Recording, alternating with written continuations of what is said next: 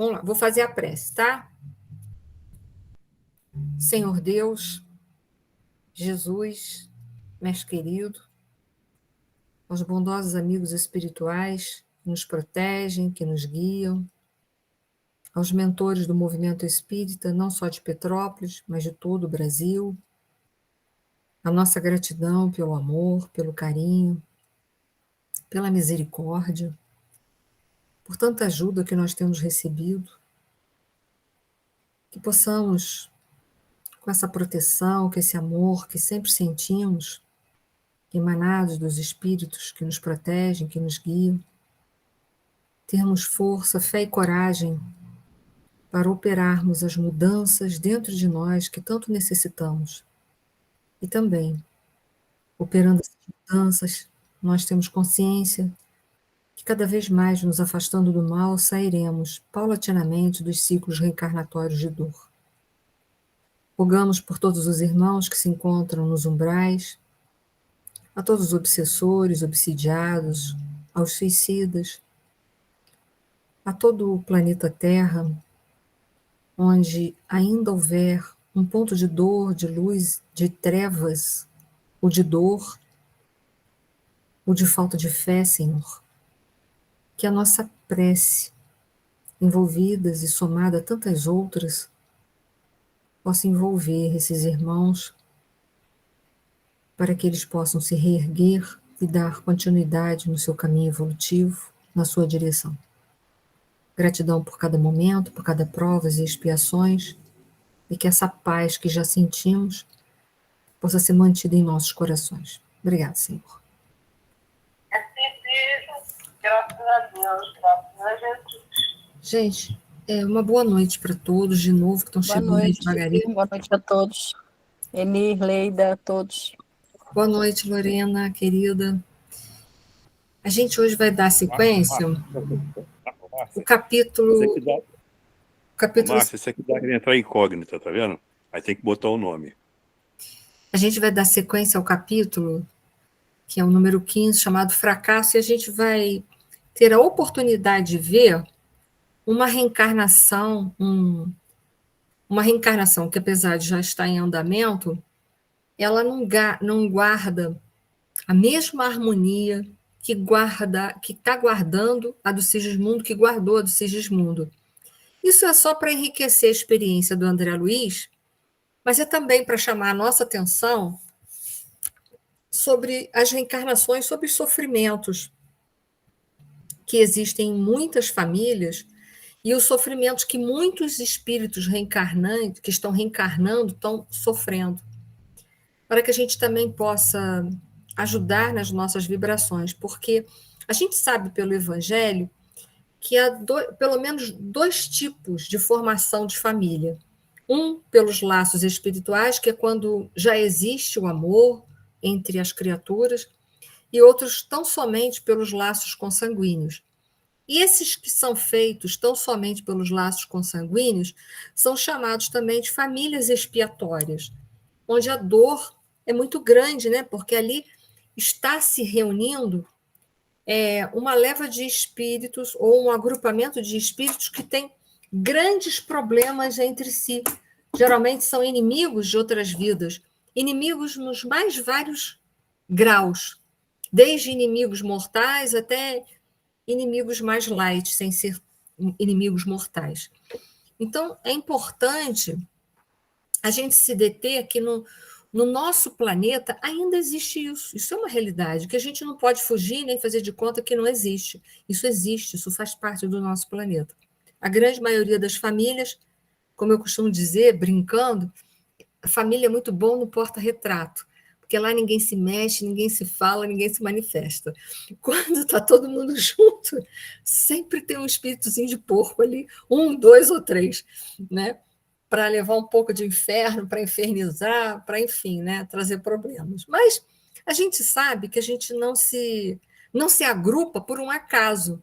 Então, se aquelas pessoas estão ali junto com a gente, tem uma finalidade. Se a dor está fazendo parte da vida da gente, é porque ela é a benfeitora que veio nos visitar para nos ajudar em algum processo, em alguma em algum âmbito da nossa existência para a gente modificar alguma coisa, em algum departamento da nossa existência. Então, a gente tem que ter paciência. A gente não gosta, eu sei que a gente bate o pé, é chato mesmo. Então, tem pessoas que não é moleza, mas a gente também não é moleza na vida de muita gente. Então, a gente também precisa recordar esse pequeno detalhe, né? A gente ainda não é o espírito que gostaria de ser. Então, vamos lá, vamos dar sequência.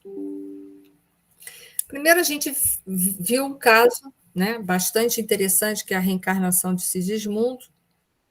Pode falar, Eduardo. Nesse, né, a gente vê a reencarnação, né, do Sigismundo.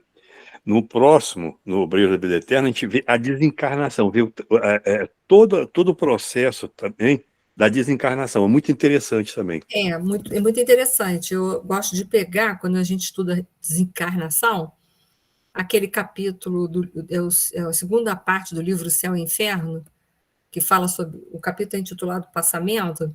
Eu gosto de pegar aquelas colocações ali que Kardec fez, que são assim de suma importância para a gente entender como a desencarnação, por que algumas desencarnações são tão dolorosas, né?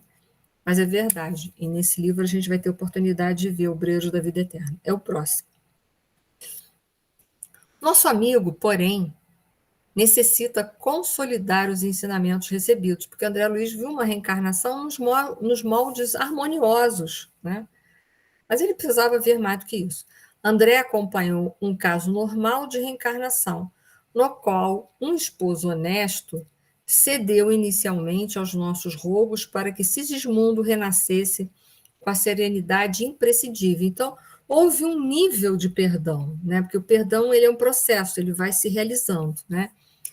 E o futuro pai de Sigismundo, ele concedeu essa oportunidade, né, de bom coração, na tentativa também de se erguer, de se aproximar.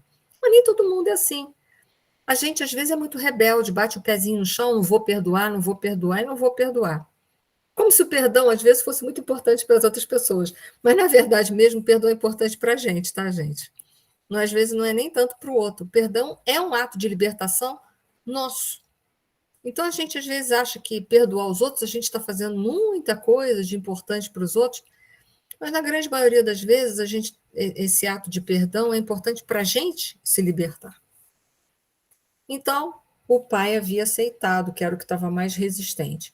Viu de perto um coração maternal sensível e devotado e permaneceu em estudo numa câmara conjugal defendida pelo poder sagrado da prece e reconfortada pela proteção do plano superior. Então, deveriam ser as reencarnações assim, mas não é. Entretanto, seria justo observar se algum processo diferente dos que existem por aí, as centenas. Então, olha só, as centenas. Então, a gente vê que esses processos que a gente vai ver aqui essa noite são de maior frequência, foi o que eu falei com vocês. As famílias por laços consanguíneos e expiatórios são em número maior. Por quê? Porque nós estamos num planeta de provas e expiações ainda. Deixa eu ver onde eu parei. Ficaria, desse modo, habilitado a conhecer a extensão e complexidade de nosso esforço em defender companheiros imprevidentes que menosprezam a responsabilidade moral, fugindo aos compromissos. Então, há mais gente fugindo dos compromissos do que gente, né, vivendo os compromissos que assumiu na espiritualidade. Opa, vamos lá. Então, a gente vai ver agora, essa noite, o caso Volpini, que eu fiquei com tanta peninha do espírito no final, não sei vocês, mas meu coração ficou partido. A Edith falou que ela também, eu também fiquei com muita pena do Volpini. Creiam que tudo movimentamos no setor de assistência para evitar o fracasso do trabalho. Entretanto, tem a experiência por absolutamente impraticável, disse o mentor responsável, lá o espírito responsável pela reencarnação do Volpini. Fez de tudo, mas está difícil. Quer dizer, então, retarguiu o meu instrutor com sabedoria, que a futura mãe não correspondeu à expectativa do nosso plano de ação. Quer dizer, por mais que tentaram ajudar ela, não vai ser suficiente. Por quê? Porque a gente tem livre-arbítrio. Quantas vezes a gente sabe o que é melhor para a gente, mas a gente não faz por pirraça? também não fez por egoísmo, porque a pirraça, gente, que a gente faz, ela nada mais é do que uma demonstração de orgulho e de egoísmo. A pirraça nada mais é do que isso. Até na criancinha, porque a gente não pode esquecer criancinha no sentido biológico, né? Porque no sentido espiritual, às vezes tem um espírito ali muito mais velho que você, mas que é rebelde, rebelde, rebelde, rebelde. Então, mesmo a pirracinha numa criança está demonstrando uma inferioridade. Isso mesmo, prosseguiu o interlocutor. Enquanto os desequilíbrios se localizam na esfera paternal ou procedem da influência de entidades malignas, simplesmente, há recursos a interpor. No entanto, se a desarmonia parte do campo materno, é muito difícil estabelecer proteção eficiente. Por quê? Porque se partisse mais do pai ou de entidades, era mais fácil lidar. Tentavam afastar, isolar o reencarnante daquelas vibrações. Mas por que com a mãe não? Porque a mãe está ligada diretamente ao filho.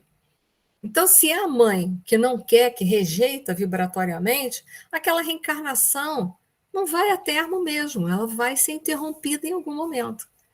Então, ele deixou ali uma colocação bem interessante. Se fosse alguma coisa mais distante, mas a gente viu que quando Sigismundo reencarnou, primeiro não foi feita a ligação vibratória entre ele e a mãe, para depois ligar ele ao óvulo já fecundado. Então, veja bem, se a mãe já está no processo de rejeição, rejeição, rejeição, fica difícil levar a reencarnação para frente, né? A pobre criatura, por 2 vezes sucessivas, provocou o aborto inconsciente pelo excesso de leviandades e, atualmente, será vítima das próprias reflexões pela 3ª vez, segundo parece. Né? Parece. Então, veja bem, ela, pela leviandade, que não quer aceitar, a gente vai ver que ela quer viver a vida dela, nas noitadas, dos prazeres materiais. Não que prazer material é pecaminoso, não, tá, gente? Eu quero deixar isso bem claro, que dá uma impressão assim de puritanismo, a gente não pode se permitir a nada que é da matéria. A gente pode, a partir do momento em que a gente tem uma liberdade de ir e vir dentro daquele prazer, beleza. O problema é quando a gente está agarrado ao prazer e não vive sem ele. Então, a coisa já está possuindo a gente, não é mais a gente estar ali em plena posse das coisas, né? Então, é isso que eu quero dizer. A futura mãe, ela está totalmente subjugada pelos prazeres materiais. Esse é que é o problema, não é viver prazer material. Ora, pois, a gente agora não pode se permitir um prazer de sair, se permitir um prazer de uma viagem. Claro que pode, gente. Não pode se permitir o prazer de uma festa? Claro que pode. Mas não é esse o problema dela. O problema dela é que ela já está escrava disso tudo. E ela não vive mais sem nada disso. A vida dela não tem mais sentido sem isso. Então, ela não entendeu que na qualidade de futura mãe, que ela está gerindo essa criança, ela já deveria verdadeiramente estar se resguardando um pouco mais. Ora, ela está grávida, né? A gravidez não é doença, mas é um processo delicado, que precisa ser mais resguardado. E ela não está fazendo nada disso, ela quer viver a vida dela. Então, é nisso que é o problema, né? Volpini atingiu agora o 7º mês de gestação da nova forma física, mas a noite próxima será decisiva para ele. Já recebi um apelo dos colaboradores que ficaram nas imediações do caso, em serviço ativo, no sentido de evitar certas extravagâncias da futura mãe, projetadas para hoje. Entretanto, não creio sejamos por ela obedecidos. Então, veja assim, a gravidez já estava até bem avançada, né? Mas ela continuava nas noitadas, bebidas, cigarros, sexo e etc. e tal. E, enfim, para ela, na condição de grávida, ela já deveria estar se resguardando disso, mas ela não está interessada. Ela está interessada em viver a vida dela. Então, deixa bem claro ali que essa mãe é uma pessoa muito egoísta. É ela em primeiro lugar, ela em segundo, terceiro, quarto, quinto, 10º. Ela não quer ser mãe por quê? Porque para ser mãe ela tinha que abdicar um pouco da vez dela, das coisas para ela. E ela não quer ser mãe. Né? Então, a gente vê claramente ali um espírito egoísta, que não quer ceder em nada, quer viver sua própria vida. Seguindo o diretor, penetramos um aposento bem mobiliado. onde se encontravam 3 entidades desencarnadas de horrenda figura, que, em virtude do baixo padrão vibratório, não perceberam a nossa presença. Então, não eram essas entidades em si o problema do Volpini. O problema do Volpini é que a mãe estava totalmente subjugada por essas 3 entidades e fazendo o que ela queria o tempo todo. Tá, foi alguém que entrou? Sim. Então, vamos lá. Não sei, comentou um daqueles perversos inimigos do bem, por que arte infernal vem resistindo o intruso? Despejá-lo-emos na primeira oportunidade. O intruso era o pobre do Volpini. Quando isso ocorre, disse o outro obsessor, é que há mãos de anjos trabalhando por detrás. Quer dizer, eles não percebem os amigos espirituais que estão tentando ajudar nesse processo reencarnatório. Porém, eles sabem que existem. Não percebem por quê? Por uma questão de vibração. Eles estão numa vibração tão baixa que eles não percebem o que está no alto, o que tem uma vibração mais apurada. É como a gente também. A nossa visão, ela está limitada a algumas percepções. Por exemplo, cachorro, gato, vê coisas que a gente não vê. Escuta coisas que a gente não escuta. Né? A águia. Você vê, a águia tem uma visão quilométrica, né? Ela é capaz de perceber nas alturas, em grandes alturas, um peixe numa localidade, uma presa fácil para ela pegar. A gente não tem uma visão tão apurada assim. Os animais é uma prova disso. Então, a gente está só fazendo aqui uma comparação que no mundo espiritual também, aqueles que têm pouca evolução, eles têm uma visão muito restrita. Então, eles não percebiam, mas é claro que eles não eram burros, eles sabiam que o Volpini estava sendo ajudado pela espiritualidade do bem, né? Porque eles eram a espiritualidade do mal, por enquanto, né? Pois que vão para o inferno, exclamou o que parecia mais cruel. Veremos quem pode mais. Cesarina já nos pertence 90%. Atende perfeitamente aos nossos propósitos. Então, a gente vê ali, claro, uma subjugação. Ela está totalmente teleguiada por eles. Né? Ela já não tem mais a vontade. Não é a vontade dela tão somente, a vontade deles é que coordena ela. Então, a gente vê um processo de obsessão avançada que, possivelmente, se ela tivesse aceitado essa maternidade com integridade, com compromisso, com responsabilidade, é muito possível que esses obsessores seriam afastados. Mas, o que ela faz? Ela não quer aceitar de jeito nenhum. A condição de mãe para ela é uma condição muito ruim. Ela não quer ser mãe. Gente, vocês vão me permitir aqui um minutinho, mas eu tenho que botar minha casaco. Pode falar, Márcia? Enquanto isso, eu boto meu casaco. Foi até bom você ter levantado a mão, viu? Obrigada, Márcio. De nada, captei aqui, ó. Ah, tá vendo? Isso é que a pessoa está antenada, o resto é brincadeira. E escuta, eu estava lendo, eu estava pensando, esse trabalho que a espiritualidade faz em relação a ela, né, a Cesarina, eles não poderiam fazer também com esses obsessores? Ela tá traindo eles, é muito complicado, entendeu? Enquanto ela deseja a presença deles, isso é uma coisa voluntária, é livre-arbítrio, ela atrai eles para ela. Então, assim, brincando, seria assim, mesmo que eles afastassem eles, viria outros, entendeu? Uhum. Então, assim, não há muito o que fazer. O processo é conscientizar a Cesarina para poder afastar as entidades, porque o problema ali é a Cesarina. E a gente não sabe a história desses obsessores. Podem ser obsessores só oportunistas? Pode. Pode ser obsessores de outras vidas? Também pode.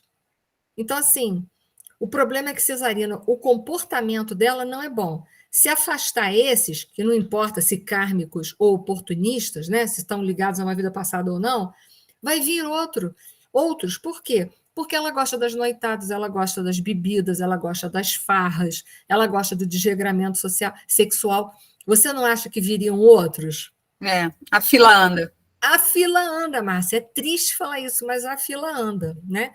Então, o ideal é que ela se conscientize para que possa levar o caso. E lembra que um pouco antes, que a gente está falando aqui, eles falaram assim, se o problema da reencarnação do Volpini tivesse ligado tão somente às entidades ou ao pai, seria fácil de contornar. Mas é a mãe. Né? Então, Coitado do Volpini, me parte Morri o de coração. pena dele. Não, eu morri de pena do Volpini o tempo todo. Assim, quando eles foram pegar ele, então, nossa, meus olhos encheram de lágrimas. Eu fiquei com muita peninha dele mesmo, de verdade. Então, aqui é só para a gente lembrar os casos, os 3 graus de obsessão. Uma simples influência, é só uma influência, é quando a gente, por exemplo, fica desatento, não sabe se fechou a porta, não sabe se desligou o gás, enfim, fica desatento, sai muito do aqui e agora, é só uma influência, né? Mas a obsessão tem graus, ela pode chegar à fascinação, que é a perda do raciocínio, onde que você passa a aceitar ideias que não são racionais, mas para você mas para os outros a gente vê que não guarda lógica nenhuma, já é um processo mais agravado de obsessão chamado fascinação. A subjugação é quando a vontade já está enfraquecida. Não é uma perda 100%, mas a vontade fica enfraquecida, e aí a subjugação pode ser corporal ou moral.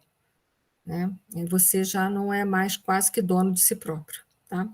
A cesarina já deve estar quase na subjugação, entre a fascinação para a subjugação já bem próxima, porque ela já é totalmente interligada por eles. Vão para a farra? Vamos, ela vai. Vão para isso? Vão para aquilo. Né? É uma triste realidade. Pode falar, Edilene. Eni, te perguntar, eu não me lembro em qual livro que eu li, se foi em palestra que eu assisti, mas o filho do Bezerra de Menezes também tinha um obsessor. Na época que eu escutei isso, eu fiquei até assim, porque Bezerra de Menezes, né, no caso, o filho dele, ele foi avisado que se afastasse o obsessor dele, ele vinha a óbito. E aconteceu isso, não é isso?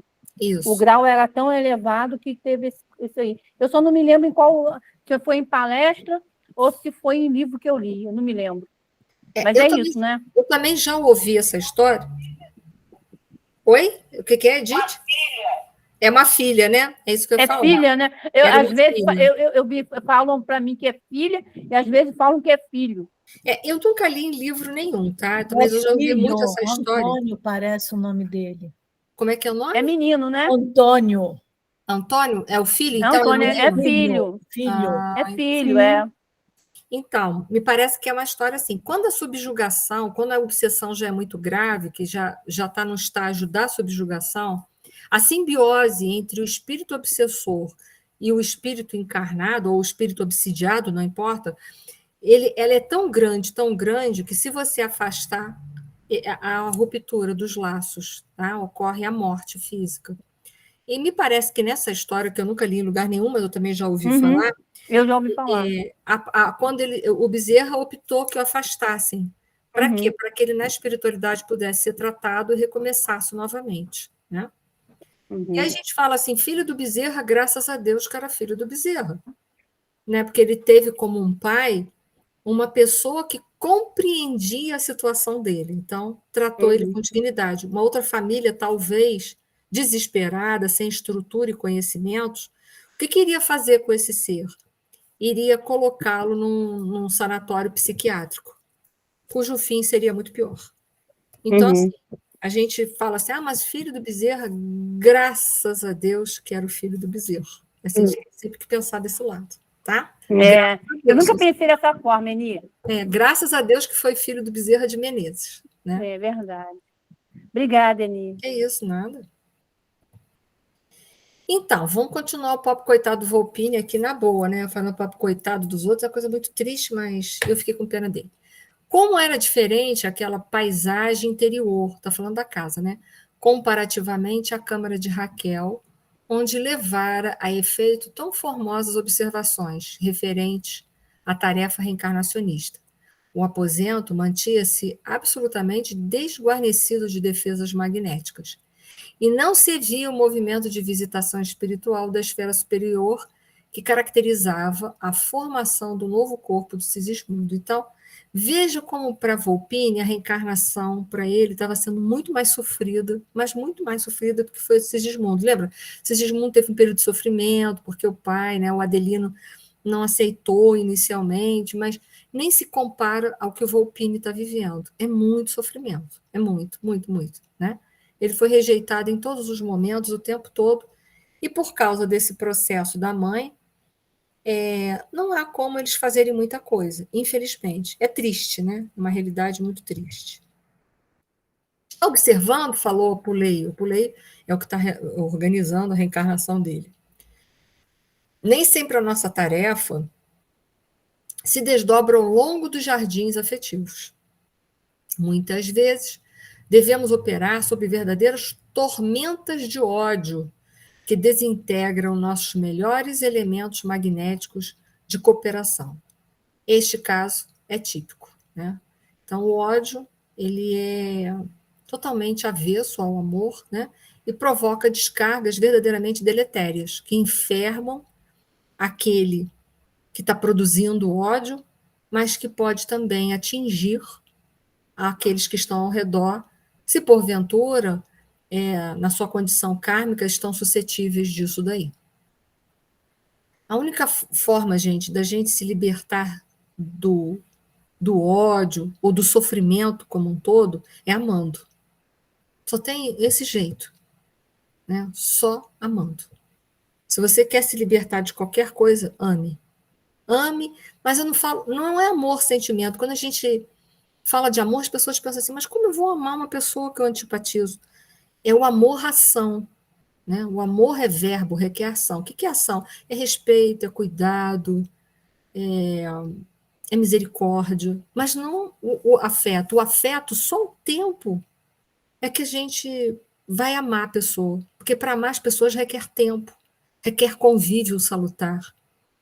Então, inicialmente, a gente às vezes não pode mesmo amar uma pessoa que a gente antipatiza, que prejudica a gente deliberadamente, mas a gente pode perfeitamente respeitar as pessoas. Isso a gente pode fazer, sem grandes esforços. Amar, não, isso é tentar se violentar. Eu tentar amar alguém com força é violência. É uma violência muito grande que eu estaria tentando me impor.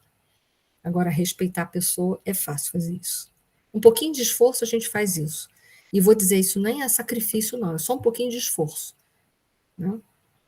Então, é nesse sentido que eu falo para vocês de amar. Às vezes a gente é obrigado a conviver com pessoas que provocam a gente 24 horas. Não dá para ter esse amor ainda. A gente não está numa condição de amor incondicional, mas dá perfeitamente para a gente respeitar a pessoa. Isso dá para a gente fazer. Né? E continua. De qualquer modo, respondeu ele, sempre temos bons amigos nas zonas superiores, aquela em que nos encontramos. Todavia, em certas circunstâncias, afastamo-nos voluntariamente deles. Cesarina poderia contar com diversas amizades. No entanto, ela mesma se incumbe de obrigá-las à ausência. Então, veja bem, todos nós temos pistolões, né? Maneira de dizer, né? Todos nós temos amigos mais evoluídos no plano espiritual. Temos sim, todos nós. Nós convivemos nas nossas diversas reencarnações com espíritos que já evoluíram, já andaram muito mais do que a gente, mas que gostavam da gente, amavam a gente. E que se preocupam de verdade com a gente. Mas é preciso que a gente faça o mínimo, né? No caso de Cesarina, nem o mínimo. Ela não está fazendo nada. Ela está querendo viver a vida dela e dane-se o resto do universo. Né? Então, entenda. Cesarina também contava com esses amigos, mas o próprio comportamento dela repelia essa amizade. Lembra-se que o magnetismo espiritual, prestem bem atenção nisso, o magnetismo espiritual que foi falado lá no livro A Gênese, capítulo 14 de Allan Kardec, o magnetismo espiritual é assim, é atração pelos iguais e repulsão pelos diferentes. Entendeu? Atração pelos iguais. Então, o positivo se atrai com o positivo, o negativo atrai com o negativo, e os polos diferentes, eles se repelem. Ficou para vocês isso? Ou eu falei muito rápido e não deu para fechar o raciocínio? Lembre-se, o magnetismo espiritual, os iguais se atraem. Então, positivo com positivo, negativo com negativo, e os polos opostos se repelem. O que fazia a Cesarina ali? Ela queria viver a vida dela egoísta, materialista, tão somente, totalmente orgulhosa. Ela repelia, automaticamente, ela emitia uma vibração que acabava, de uma certa forma, repelindo a boa ajuda. Por quê? Porque ela se fechava. Não quero ouvir, não quero ouvir, não quero ver, não quero saber, eu quero viver minha vida.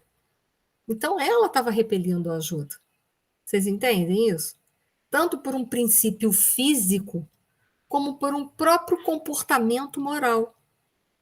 O que faz uma criança quando está em pirraça? Aqueles aí que são mães. Eu não fui mãe, né? Só fui mãe assim, emprestada, mãe de cachorro, mãe bichológica, né? Mas tinha crianças na minha família, né?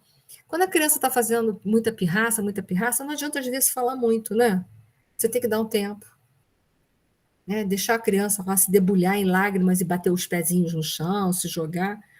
Quando ela cansa, aí a gente vai lá e fala para ela: olha, vamos conversar, isso que você fez não é legal, por isso, né? Aí ela ainda te ouve um pouco, mas no meio da raiva ela vai te ouvir? No meio do individualismo dela, ela vai te ouvir? Não quer nem saber de você. Ela quer saber que ela quer o que ela quer e ponto final. Né? A gente nunca deve cansar de amar, nunca. E aí achei isso aqui bastante interessante. Que foi questionado, né? Se ela não tinha os amigos espirituais, enfim, ela tinha, mas a gente sabe que ela repelia. E ela tem um pai que a gente vai ver que tem muito afeto por ela. Olha que interessante essa colocação do André Luiz para a gente. Tem um pai que a estima com extremos de afeto, esclareceu o diretor. No entanto, sofria imerecidamente pela filha leviana e grosseira. Era leviana e era grossa, né? Arrogante. E tanto padeceu por ela que os seus superiores, em nossa colônia espiritual, submeteram-no a tratamento para ouvido, ou seja, esquecimento temporário da filha querida, até que ele possa se recordar e se aproximar dela sem angústias emotivas. Então ele ficava tão angustiado tentando ajudar a filha, mas a filha era tão leviana e grosseira que ele ficava tão mal, que eles tiveram que fazer? Aplicar passe no campo, no departamento da memória dele, para que ele esquecesse dela temporariamente, até ele conseguir, aos poucos, se lembrar e não ficar tão perturbado emotivamente. Isso me fez buscar um material. E vocês vão me perdoar, peraí, só um minuto. Vocês fiquem firmes aí, não desistam. Eu vou ter que tirar aqui, ó, a animação. Sem som. Isso, vamos lá. Ele teve que ser, né? Vamos voltar aqui. Ele teve que ser, o campo, o departamento da memória dele teve que ser magnetizado para que ele esquecesse ela temporariamente. Então, eu fui buscar num livro muito interessante, chamado Pensamento e Vida, do Emmanuel Fininho, mas é difícil aquele livro, não sei se todos já leram. O que ele tem de fininho, ele tem de dificuldade para entendimento, pelo menos para mim, né? Talvez para vocês sejam fácil. E ele aí, peraí que eu saí do slide, vamos lá. O Emmanuel, ele vai dividir a nossa mente em departamentos. Então, ele diz que tem o departamento da vontade, que é a diretora de todos os outros, que é o que vai coordenar todos os outros, mas tem o departamento do desejo, o departamento da inteligência, o departamento da imaginação e o da memória. E a gente vale ressaltar que mente é matéria. Matéria para nós, espírito, matéria quintessenciada, matéria sutil, a matéria imponderável, a matéria que a ciência não concebe, não aceita, porque não tem instrumentos para quantificá-la, para poder prová-la, né, dentro dos nossos moldes científicos. Mas o Emmanuel, ele vai dividir, vai dar para a gente nesse livro, vai dizer que a mente é dividida em diversos departamentos. A vontade é o carro-chefe, aquele é o gabinete que vai dirigir todas as outras. Então, vai dirigir o departamento do desejo, só que às vezes eu vejo aqui na Terra que muitos de nós, às vezes, somos dirigidos pelos desejos, não pela vontade. Né? Ele vai dirigir também a inteligência, a imaginação e a memória. E parece que eles magnetizam, eles têm esse conhecimento, eles conseguiram magnetizar do pai da cesarina o campo da memória, abafando um pouco para que ele esquecesse temporariamente da filha, até ele poder, aos poucos, lembrar dela sem grandes problemas. Então, o Emmanuel coloca assim, departamento desejo, o que tem lá? em que opera os propósitos e as aspirações, acalentando o estímulo ao trabalho. Isso a gente está falando quando esse departamento ele está bem organizado, tá, gente? Quando o departamento está bem organizado, é dessa forma que ele é dirigido. Vocês vão esperar de novo, que eu vi que aqui ó, tem uma imagem em cima, e aí a gente não vai ler nada. Né? Vai ter como. Deixa eu ver se tem mais alguma aqui, que eu já vou diminuir ela. Vamos lá. De novo, hoje o problema técnico aqui está grande, né? Vamos lá. Então, vamos lá, vamos voltar ao departamento do desejo, né? Departamento do desejo. Em condições normais, opera os propósitos. Sem desejo, sem motivação, a gente não vai para lugar nenhum. A gente não vai para uma aula, a gente não aprende uma língua nova, a gente não aprende um conhecimento novo, a gente precisa. O problema é quando o desejo está vinculado fortemente aos instintos e acaba deixando a gente preso aos prazeres materiais, e aí a gente se torna escravo. Mas o desejo é uma coisa boa. Sem desejo, né? Sem esse desejo, paixão positiva, a gente não vai para lugar nenhum. Tá? A gente não sai nem de casa. Precisamos de motivação. Pode falar, Edilene. Eni, desculpa atrapalhar em que capítulo você encontra esse em Pensamento e Vida? Capítulo 2. Capítulo 2. 2, tá. Obrigada, Eni. Tá? Então, tem também o departamento da inteligência, que ele coloca lá, dilatando os patrimônios da evolução e da cultura, é onde fica toda a nossa memória intelectiva. O departamento da imaginação, que nós precisamos, né? Sem criatividade, a gente não evolui, porque é preciso criatividade para evoluir, né? Para se lidar com as outras pessoas, a gente chama isso de inteligência emocional também, né? Tem uma vinculação. Então, ele coloca assim, amealhando as riquezas do ideal e da sensibilidade. Então, você precisa da imaginação para criar coisas, criar oportunidades, ter uma perspectiva de vida diferente. Não só criar coisas no campo da arte, da música, no trabalho, mas também o departamento da imaginação, o departamento da criatividade é importante também, aliado aos sentimentos, para te dar uma capacidade de você saber lidar melhor com as outras pessoas. O departamento da memória, que foi o que foi magnetizado, arquivando as súmulas de experiências e outros ainda que definem os investimentos da alma. Então, ali está aquilo que você traz de bagagem, né? Esse departamento em si foi um pouco amortecido para que ele pudesse lidar com a situação da filha. E ele coloca, acima de todos, porém, surge o gabinete da vontade. A vontade é aquela que vai direcionar a nossa vida, ou deveria. Mas, em geral, a gente fala assim, tinha tanta vontade disso, daquilo, mas fica com aquela vontade, às vezes, para o resto da vida e não faz nada. Né? Por isso que eu falo que a gente, às vezes, é mais dirigido pelos desejos do que propriamente pela vontade. Mas a vontade é uma força poderosa, né? Ela nasce no espírito, ela é projetada, ela sai de nós como vontade. Sem essa determinação do espírito, a gente não daria um passo na nossa vida, né? Ou ficaria difícil os passos evolutivos serem dados. Então, ele que vai dirigir todo o nosso departamento de desejos. Dirigir, gente, não é subjugar, dirigir é coordenar, é direcionar, tá? Então, direcionar os desejos, direcionar a inteligência, direcionar a imaginação, direcionar a memória, tá? Estou só hoje dando uma pincelada, mas não vamos entrar nisso daí. E ali o Emmanuel fala que a mente produz os pensamentos, que é uma força eletromagnética. Então, a gente vê como que o pensamento ele tem força, a gente já falou isso aqui em várias aulas, né? O nosso pensamento ele vai modificar as propriedades do fluido cósmico universal no qual nós estamos mergulhados e vai construir em nós uma psicosfera. É por isso que aqui, quando a gente está encarnado, a gente pode ocultar o que a gente pensa das pessoas.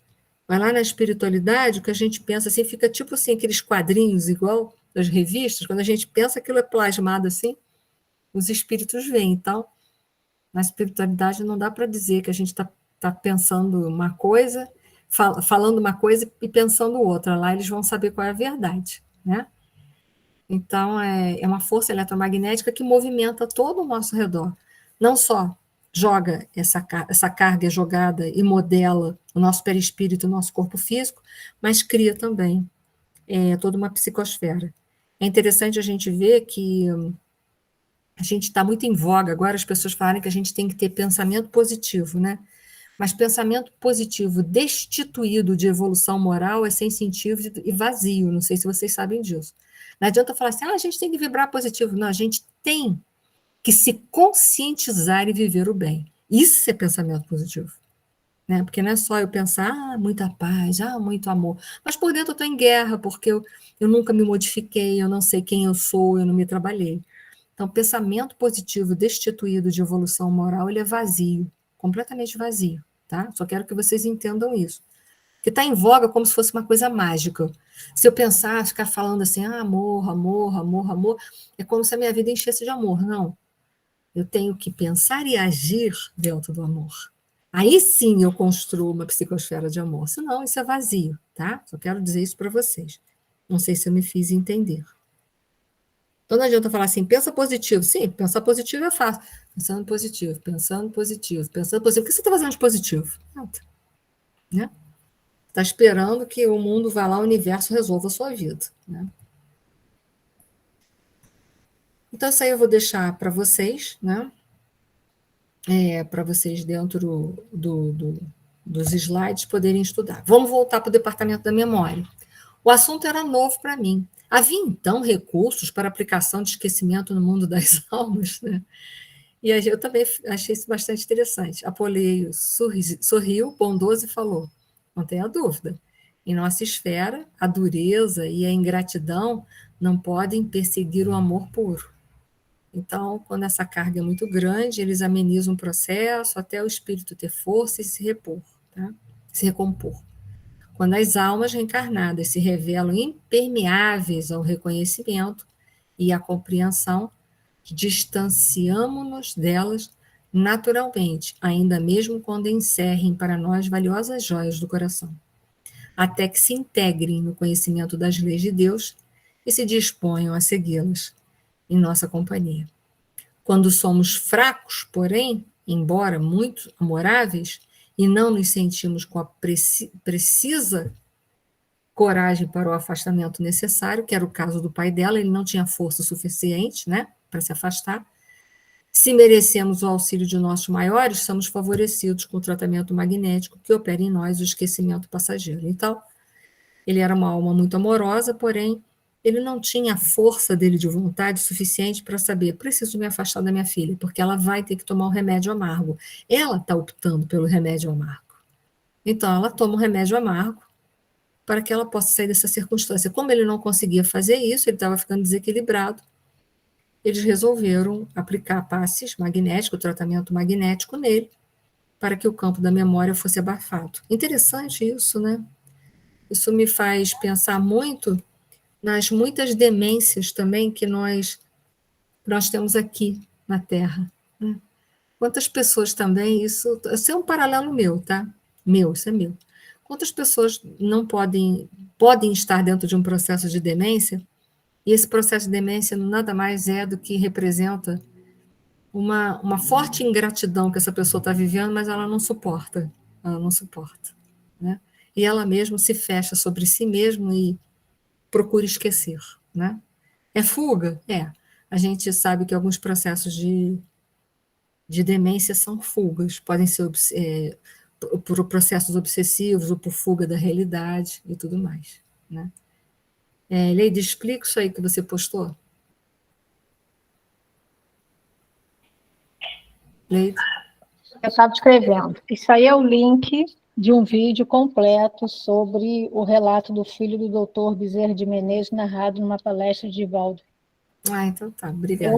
Eu mandei só a parte final no nosso grupo do Zap. Aí tem um link completo, se alguém tiver interesse, foi uma palestra da Marcela também. Então, vamos lá. Esse relato também parece que se encontra naquele livro do Dr. Bezerra, Nas Fronteiras da Loucura. Nas fronteiras da Eu loucura. acho que não é nesse livro, Nesse não, livro, tá? não, porque eu li Não, esse não. livro não tem muito tempo, eu não me lembro desse relato, não. Pode ser um outro parecido dentro desse contexto. Vamos ver se a gente... Quem achar primeiro, passa a informação para a gente poder procurar. Tá bom? só digitar que vai aparecer, né, o assunto referente ao livro no Google. Vamos tentar. Quem conseguir primeiro, fala para a gente pegar o livro e poder acessar. Bom, vamos lá, gente. Então, vamos seguir aqui nos nossos processos de amnésia temporária. Seus desvios sexuais nos últimos dias têm sido lamentável. E enorme é a quantidade de alcoólicos, aparentemente inofensivos, de que tem feito consumo sistemático. Aliados semelhantes distúrbios às vibrações desordenadas do plano mental, vemos que a posição de Volpini é insustentável, não obstante nossos melhores esforços de socorro. Que triste. O caso Volpini era muito diferente do processo de reencarnação verificado em casa de Raquel. A forma física embrionária demonstravam manchas violáceas, olha que coisa triste, né? Revelando dilacerações. Pequeninos monstros invadindo o cordão umbilical e apropriando-se da maior parte do delicado alimento reservado ao corpo em formação. Toda a placenta era assediada por eles, provocando-me terrível impressão. Se a infeliz, obcecada pelos prazeres criminosos, não se detiver, nesta noite, a organização fetal será expelida até amanhã. Que triste. E aí vamos ter a ajuda da velha Francisca, que tentou, mas quando o coração é muito duro, né? Só muita dor mesmo para poder sensibilizar corações tão duros. E me parece que a cesarina é um desses corações muito duros. Minha amiga, estou receosa por você, a Francisca falando. Não vá. Desconfie de certas amizades pouco dignas. Seu estado, cesarina, é melindroso. Por que se exceder? Uma festa de aniversário em pleno bar não pode servir às suas necessidades presentes. Abriguei você em nossa residência como se o fizesse a uma filha e devo estar vigilante. Nutro a esperança de vê-la reaproximar-se do esposo, que, segundo creio, deve estar ausente por simples questões de incompatibilidade de gênios. Mas se você não se defende do mal, como atender a situação? 2 horas durou a conversação, você vê, 2 horas ela tentou, na qual o diretor dos construtores usou da caridade, da lógica e da paciência, na mais alta dose. Todavia, ao fim desse tempo, um automóvel fonfonou a porta e lá se foi a nossa querida cesarina. Pro pior dela, né? Que a gente esquece que os excessos de hoje, eles vão representar a escassez do amanhã. Tua pergunta é, o que eu estou plantando hoje? O que eu estou plantando hoje? Né? Hoje são os excessos de farras materiais, de vida descompromissada. Como será a próxima reencarnação? Talvez sozinha, sem conseguir um companheiro, com dificuldades no relacionamento, com dificuldade para ter filhos, sonhando ser mãe, não conseguindo. Né? E aí a gente não está aqui para julgar, mas a gente está aqui para refletir. Porque se a gente não comete esse erro, a gente comete outros, que às vezes são muito semelhantes de todos esses. Né? Minha amiga... já botou de novo, né? Isso não foi repetido. Acompanhei Apuleio durante longos minutos de silêncio, penetrando em seguida numa casa de barulho ensurdecedor. Mantenha-se indefensiva, advertiu-me o diretor. São poucos os desencarnados com reduzido tempo de experiência que podem penetrar ambientes como este para serviço de proteção. Então, o Apuleio faz uma recomendação ao André Luiz. Mantenha-se na defensiva, porque você pode cair aqui. Apuleio aproximou-se e retirou o Volpini. Olha que triste, né? Mas que bom que teve uma alma querida. Que a ela se abraçava como criança semiconsciente. Isso me partiu o coração, né? Porque ele estava tentando fazer de tudo. Né? Isso, é de doer o coração isso. Né? Quer dizer, ele se abraçava à forma maternal pedindo, mesmo sabendo de tudo que ela era, mas eu quero essa chance. Né? É de doer o coração. Em seguida, viu aplicar passes magnéticos em toda a região uterina, quer dizer, ainda ajudou a cesarina, né? Empregando infinito cuidado empregando infinito cuidado. Retomando Volpini, que confiara às minhas mãos para poder operar com eficiência, falou-me calmo. Né? Esses mentores também têm uma calma, né, gente? Eu não sei, acho que eu entrava um pouco em tristeza nessa hora. Não sei se eu manteria tanta calma assim. Por isso que eu não sou mentora, né? Retiramos-nos conduzindo o companheiro prematuramente desligado a uma organização socorrista. Então, ele vai ser primeiro levado para um posto de socorro para depois ver o que vai ser feito do Volpini. Mas depois de atender a todos os deveres que me competiam, desejei, na qualidade de médico, observar o que se passava com a pobre mulher, fracassada em sua missão sublime. Então, eles deram toda assistência ao Volpini, mas André Luiz queria voltar para saber o que ia acontecer com ela. Né? Cesarina explicou a matrona preocupada. Na manhã de hoje, foi recolhida a uma casa de saúde em estado grave. Então, veio o aborto, né? Espontâneo, com sofrimento, né? Espontâneo não, foi provocado por bebida, né? No decorrer da rápida conversação, recolhi as informações necessárias relativamente ao endereço e procurei visitar incontinente a infeliz criatura que deixáramos na festa elegante da véspera. Fortemente pressionado, vinha saber que Cesarina, em gravíssimas condições, acabava de dar à luz a uma criança morta. Né? Então, assim, lembre-se sempre disso. Os nossos excessos de hoje, os nossos hábitos egoístas de hoje, eles vão representar no futuro uma tristeza para nós. Então, a gente não está aqui julgando a cesariana. De forma alguma, a gente nem tem capacidade para isso. A gente está tentando aprender com ela. Porque a gente está numa condição muito semelhante à dela, talvez em outros pontos, em outras questões. Mas que a gente possa ter, por esse espírito, que a gente não sabe mais a história dele, né, já deve estar reencarnado, enfim, em outras condições, mas que a gente tenha sempre piedade desses que andam por esses caminhos.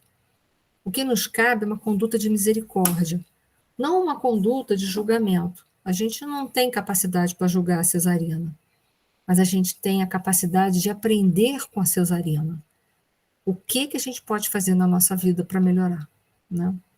Era essa a mensagem que eu tinha para deixar para vocês essa noite. Se tiver alguma pergunta, vocês fiquem à vontade para fazer.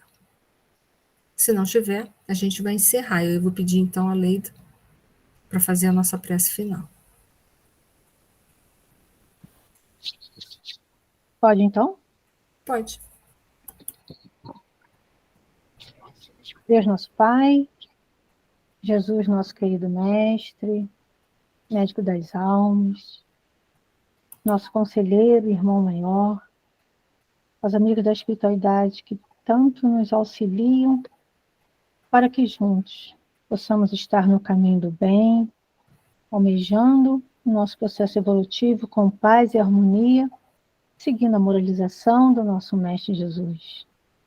E nessa noite, mais uma vez, agradecemos pela oportunidade da vida, por esse encontro que tanto nos fortalece e nos auxilia, para que assim possamos dar continuidade aos nossos estudos perante a doutrina espírita, fortalecendo-nos para a nossa atividade diária, dando-nos força, coragem e sabedoria para que possamos seguir o nosso caminho, o nosso processo evolutivo, com a nossa consciência tranquila, mas também galgado nos ensinamentos que a querida doutrina nos mostra, nos ensina e nos conduz. Obrigada imensamente por essa oportunidade, obrigada pela vida, pela nossa lucidez e pelo nosso corpo que nos favorece, o nosso empenho no trabalho, bem como também a oportunidade de estudo. Que nos envolva, querido Pai, Jesus, nosso querido Mestre, que o seu abraço nesse momento possa envolver-nos, clareando as nossas mentes, reconfortando os nossos corações, dando-nos força, coragem e sabedoria nas nossas dificuldades.